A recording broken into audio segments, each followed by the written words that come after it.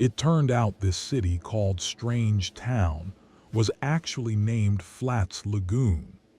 It was another city controlled by the tech hunters, just like Black Scratch. Bonebone stopped at one of the shops and tried selling the hashish there. Surprisingly, they were willing to buy it even though it was illegal. After selling all the hashish and getting a very good amount of cats, Bonebone decided to rest for a while in the city. He went to the adventure shop, bought a new map, sold his medium backpack, and replaced it with a large backpack. After that, he continued his journey westward toward a city called Shark, located in the swamp area. On the way, they were suddenly attacked by land bats. Softbone got hit. Without thinking, Bonebone quickly picked him up and ran to escape the land bats. Before they could get away, a gorilla bandits appeared and attacked the land bats. Instead of helping fight the land bats, Bonebone playfully attacked the gorilla bandits. Bad decision. More gorilla bandits showed up. Bonebone continued running, leaving them to fight each other.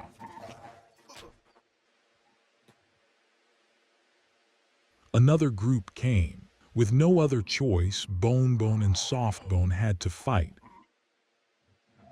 Softbone was the first to fall. Bonebone tried to lure the group of gorilla bandits away from Softbone.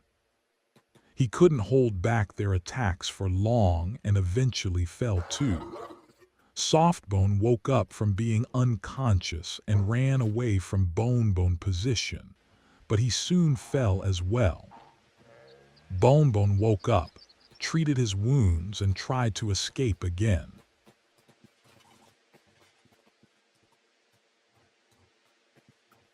Softbone almost got butchered by one of the bandits. Luckily, their attention was distracted when Bonebone tried to run away. Once again, Bonebone fell. He couldn't withstand the endless attacks.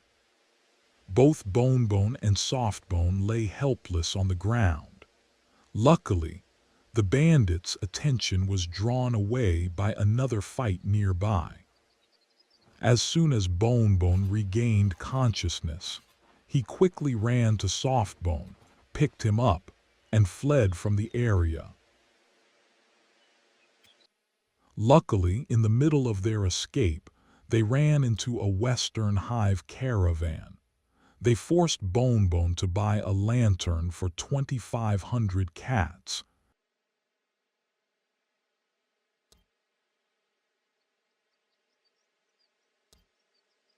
In his desperate situation, he had no choice but to buy it. He then joined the caravan and traveled with them. Along the way, the group was attacked by an iron spider. Bonebone helped attack it from time to time. He couldn't imagine having to fight that thing alone. Even the small spiders from the secret drug farm had already beaten them before. At one point, they saw some bandits crawling on the ground. Bonebone told Softbone to attack them. It was good practice for Softbone to get used to fighting and improve his skills. The trader caravan seemed to be heading north. Bonebone stayed with them. No matter where they went, it would still be a new experience for him. Suddenly, they were attacked by a large group of starving bandits. A big fight broke out.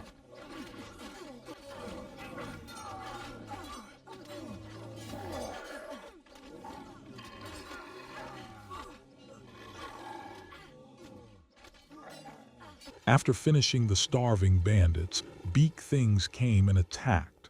Softbone got hit and fell. The Western Hive Caravan immediately turned and fought back.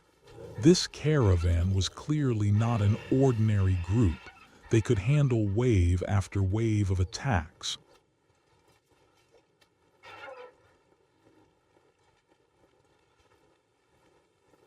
Bonebone helped by skinning the beak things for himself. Bonebone felt he had traveled enough with the caravan. He decided to leave them and continue westward. From the dry desert, they moved into the dark, wet swamp area. Bonebone and Softbone walked quickly, staying alert the whole time. Suddenly, a group of masked swamp ninjas attacked them. Bonebone fought them head-on while Softbone kept running. He took hit after hit from the elephant-faced ninjas. When he was getting overwhelmed, Bonebone dropped all his bags and fought seriously.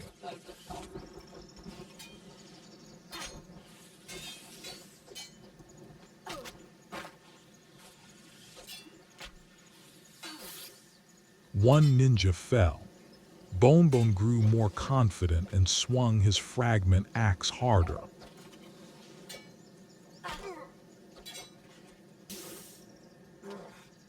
While Bonebone was treating his wounds, he suddenly saw a group of red creatures in the distance. They looked like blood spiders, and they were attacking the other group of ninjas. Bonebone quickly grabbed his backpack and ran after Softbone. In the distance, he heard Softbone get attacked and fall unconscious. Bonebone hurried toward him. Luckily, Softbone woke up just as the bandits were about to butcher him and ran straight to his master. When Bonebone finally reached him, he quickly treated Softbone's wounds, picked him up, and continued running. This swamp area was still too dangerous for the two of them. They decided to head toward Squin instead of continuing to Shark. Carrying the still unconscious Softbone in his arms, Bonebone finally arrived at Squin. It turned out this city belonged to the Shek Kingdom. A guard stopped him at the entrance, checked his gear, and made sure he wasn't carrying any smuggled goods. Bonebone went into the bar, planning to sell some hides. But as soon as he entered, a Shek warrior threatened him, warning him not to cause any trouble in the city. The Shek were a race that loved fighting and wouldn't hesitate to teach anyone a lesson.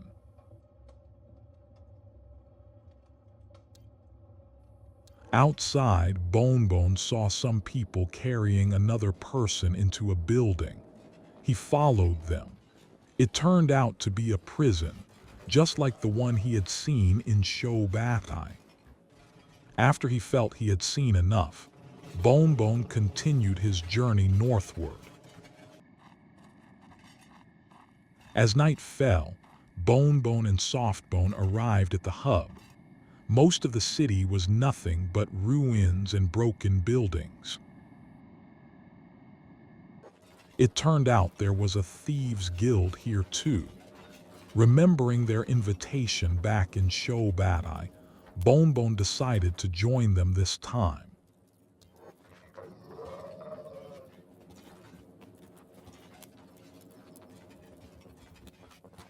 The Thieves' Guild was in the middle of a fight with slave traders. Bonebone chose not to get involved. He didn't want to make his life more complicated by picking sides. He opened his map. There was Stack City to the north. He decided to continue his journey there. Bonebone could already see Stack City ahead. As he reached the gate, the guards there immediately shouted at him, saying someone like him was not welcome. Before Bonebone could say anything, they attacked. Bonebone tried to run away. He told Softbone to run and save himself. He stayed behind to fight, buying time for Softbone to escape. Wave after wave of attacks came at him, but there were too many guards. In the end, Bonebone fell.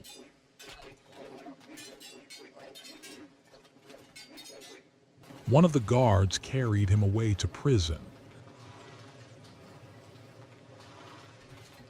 They even treated his wounds. Bonebone was sentenced to 9 hours in a cell. With his innocent look, Softbone managed to slip into Stack. The guards there ignored the little bone dog so he could walk around freely. He found the prison, approached Bonebone's cell, and asked for food.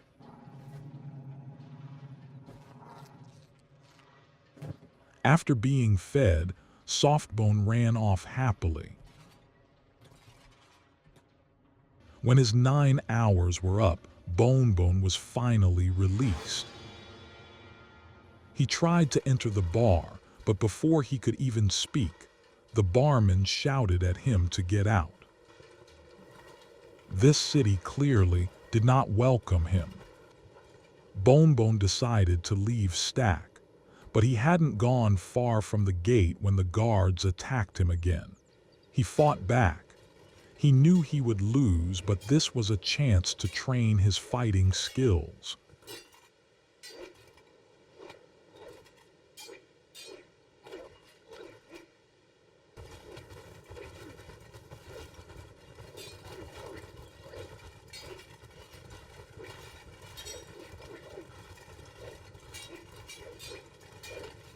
Once again, Bonebone fell and was thrown back into prison.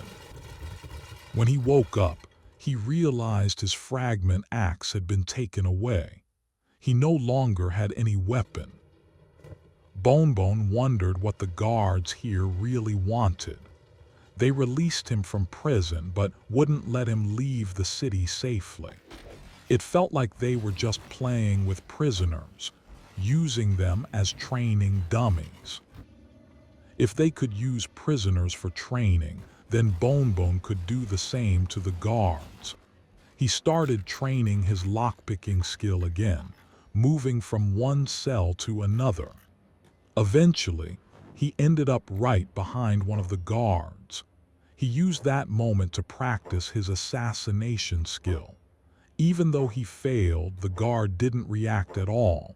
It seemed he was sleeping while standing.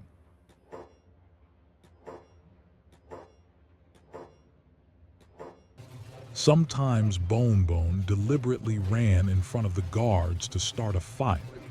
His dodge skill improved, but he never got a chance to land any attacks, so his martial arts and dexterity skills were hard to raise. Then one night, Bonebone decided it was time to escape. He had trained enough with the guards of Stack. He put on his ninja clothes, dropped his heavy bag, and started picking the lock. As soon as the cell opened, he ran. The guards saw him escaping and sounded the alarm, calling for backup. Bonebone didn't care anymore. He refused to play their game.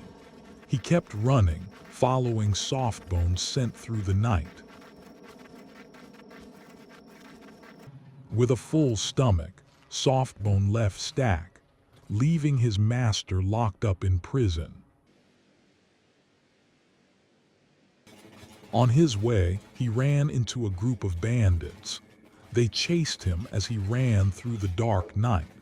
Softbone kept running without stopping. He eventually reached a bar that served as a rebel base, located north of the hub. The guards there immediately attacked the bandits. Softbone joined in and attacked them too. He went inside the bar and saw the barman doing Pilates.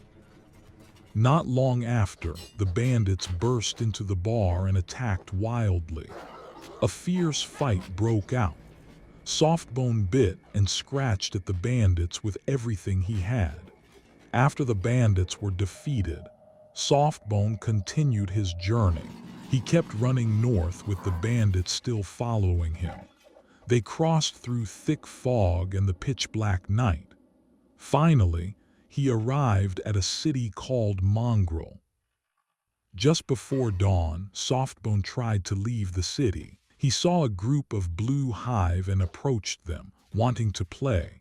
Instead of a warm welcome, he received heavy blows from their clubs, hitting him over and over.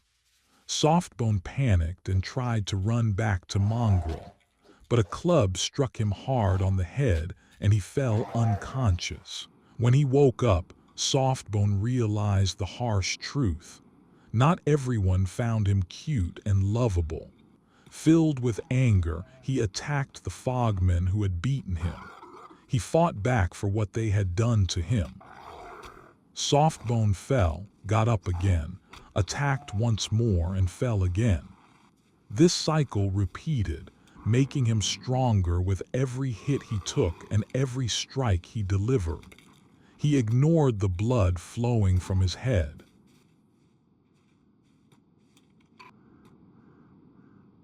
Together with the warriors of Mongrel, Softbone launched attack after attack against the group of fogmen. Bonebone kept running, following Softbone's scent that grew clearer with every step. He finally arrived at Mongrel. At the gate, he noticed there was a thieves' guild here too. He quickly went inside. A shinobi guard greeted him and gave him some advice on how to survive in this cruel world. Bonebone went upstairs and rested for a while. From a distance, Softbone spotted Bonebone and ran toward him excitedly.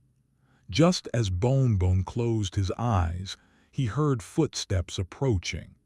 He woke up to see Softbone running around him in circles, full of joy. The two of them began walking through Mongrel, seeing what the city had to offer. Along the way, they met a tall, skinny hive. "Beep," was all he said. Bonebone tried to ignore him and continued exploring until they reached the weapon shop.